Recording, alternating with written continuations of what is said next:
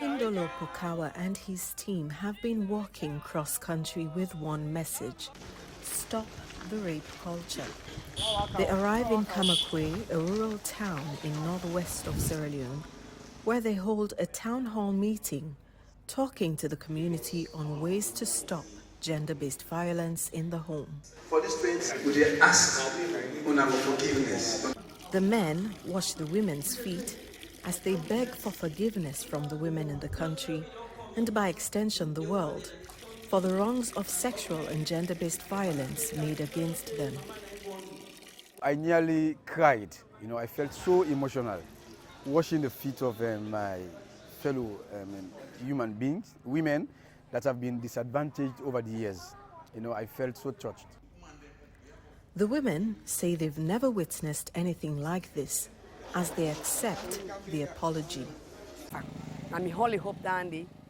This day will go a long way in my heart. Today is the first day I've seen men kneeling, asking for forgiveness, and we are ready to forgive them. We hope they will change so we can have a better nation. I feel happy. I feel happy because the sins men have committed against women are men. For the first time in their lives, these women have had their feet washed and received a public apology for the wrongs of sexual and gender-based violence. But there are many women in Sierra Leone who become victims of SGBV each year.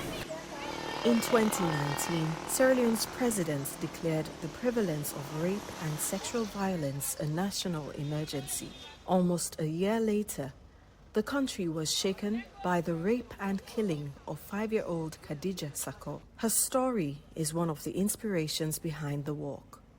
Hearing of the Khadija Sako and what happened to this little girl, and so many of these kinds of stories really prompted me to think about what could be the male involvement engagement, a male involvement strategy to make sure that men begin to take this topic very, very seriously.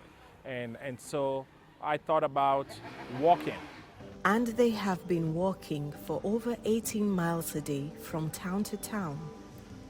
They have so far washed over 1,000 feet, all this while engaging both men and women in planting trees, a sign that they have buried the hatchet. They aim to arrive in Freetown by 10th December this year, marking the end of the 16 days of activism.